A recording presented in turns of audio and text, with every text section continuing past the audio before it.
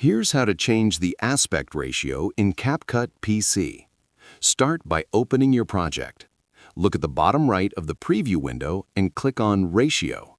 You'll see multiple options like 9:16 for vertical, 16:9 for YouTube, and 1:1 for square videos. Simply select the format you want and your project will instantly update. Now keep in mind, this only changes the canvas size, not your clip itself. To fix your video, click on the clip in your timeline. Go to the right panel under Video, then open Basic.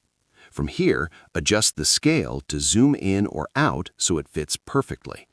If needed, uncheck Uniform Scale so you can adjust width and height separately. You can also reposition your video directly in the preview window. And that's it. Your aspect ratio is now fully adjusted and ready for any platform.